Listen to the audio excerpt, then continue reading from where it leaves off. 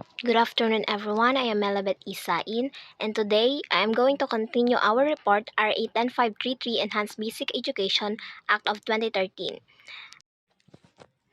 In Section 5, Curriculum Development, it says that the DepEd shall formulate the design and details of the Enhanced Basic Education Curriculum. It shall work with the Commission on Higher Education, CHED, to craft harmonized basic and tertiary curricula for the global competitiveness of Filipino graduates. To ensure college readiness and to avoid remedial and duplication of basic education subjects, the DepEd shall coordinate with the CHED and the Technical Education and Skills Development Authority or TESDA. Here in Section 5, kailangan talaga na dapat ang DepEd ay mag-formulate at mag-design ng basic education curriculum in coordination with CHED and TESDA to ensure that the basic education content will address for college readiness and to avoid duplication of basic education subjects to all grade levels of each student.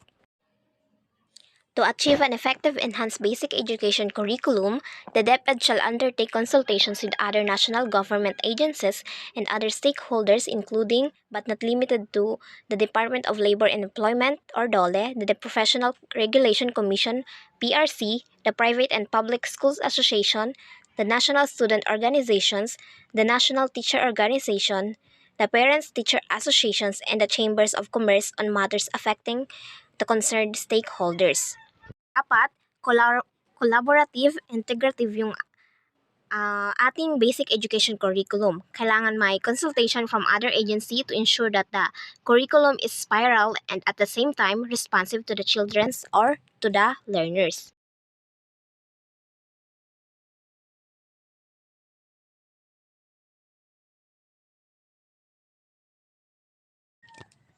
In connection with the Section 5, the DepEd shall adhere to the following standards and principles in developing the enhanced basic education curriculum. A. The curriculum shall be learner-centered, inclusive, and developmentally appropriate.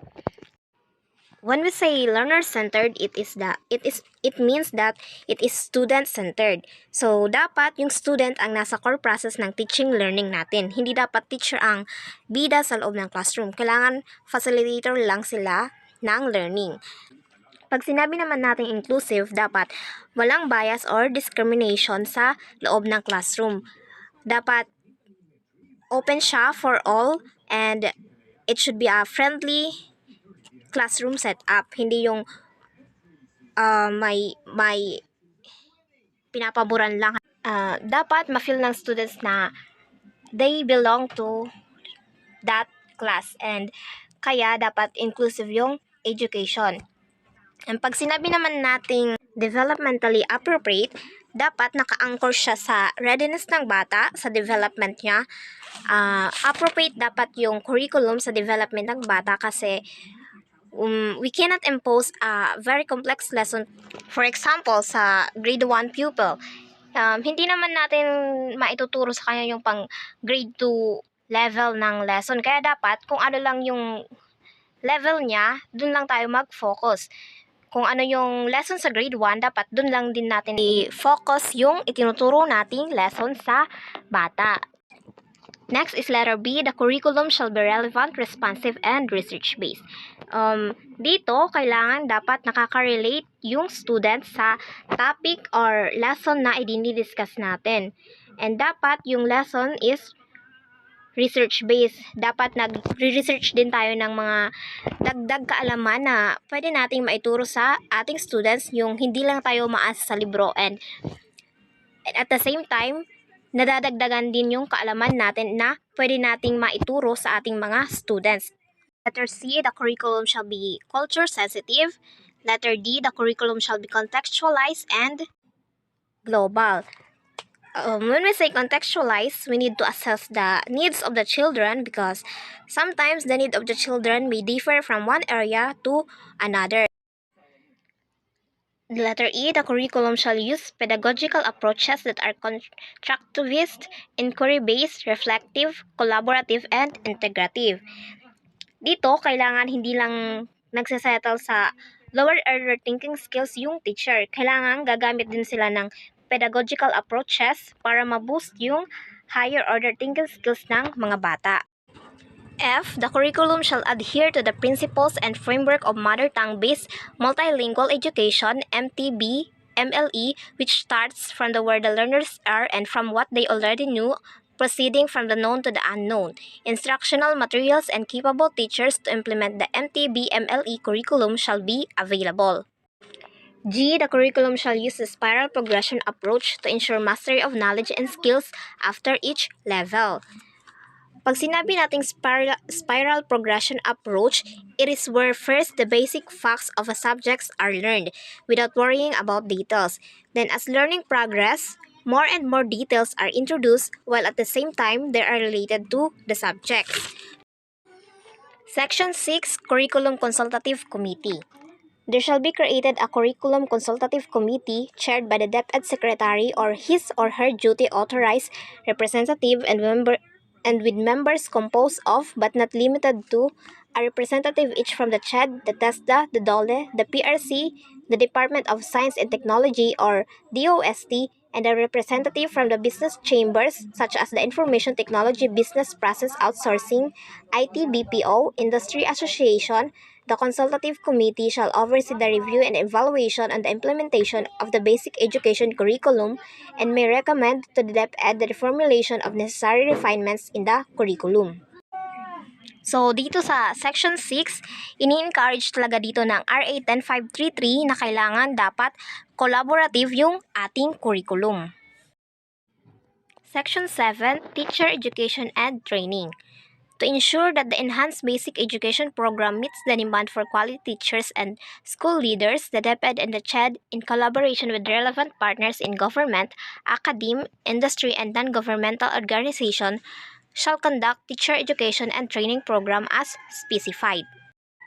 A. In-service training on content and pedagogy, current DepEd, teachers shall be retrained to meet the content and performance standards of the new K-12 curriculum. The DepEd shall ensure that private education institutions shall be given the opportunity to avail of such training. Sinasabi dito na dapat kailangan i-train ulit yung mga service teacher or currently DepEd teacher para i-retrain sila para ma-meet nila yung content or performance standard ng bagong curriculum. B. Training of new teachers. New graduates of the current teacher education curriculum shall undergo additional training upon hiring to upgrade their skills to the content standards of the new curriculum. Furthermore, the CHED, in coordination with the DepEd and relevant stakeholders, shall ensure that the teacher education curriculum offered in these teacher education institutes will meet necessary quality standards for new teachers. Duly recognized organizations acting as TIS in coordination with the DepEd, the CHED, and other relevant stakeholders shall ensure that the curriculum of these organizations meet the necessary quality standards for trained teachers. So, ang ibig sabihin nito ay dapat pag na-hire na, kailangan pa rin mag-train ng mga teacher para mas ma-enhance yung skills nila to the content standards of the new curriculum. And letter C, training of school leadership. Superintendents, principals, subject area coordinators, and other instructional schools leader shall likewise undergo workshops and training to enhance their skills on their role as academic, administrative, and community leaders. Henceforth, such professional development programs as those stated above shall be initiated and conducted regularly throughout the school year to ensure constant upgrading of teachers' skills. Section 8, Hiring of graduates of science, mathematics, statistics, engineering, and other specialists in subject with a shortage of qualified applicants, technical vocational courses, and higher education institution faculty, notwithstanding the provisions of Section 26, 27, and 28 of Republic Act No. 7836, otherwise known as the Philippine Teachers Professionalization Act of 1994, the DepEd and private education institution shall hire as may be relevant to the particular subject. So dito, from Section 26, 27, and 28 of Republic Act No. 7836, sinasabi dito na hindi pwedeng magturo ang teacher kung walang lisensya. So if you are not a licensed professional teacher, you are not able to teach, especially in public schools.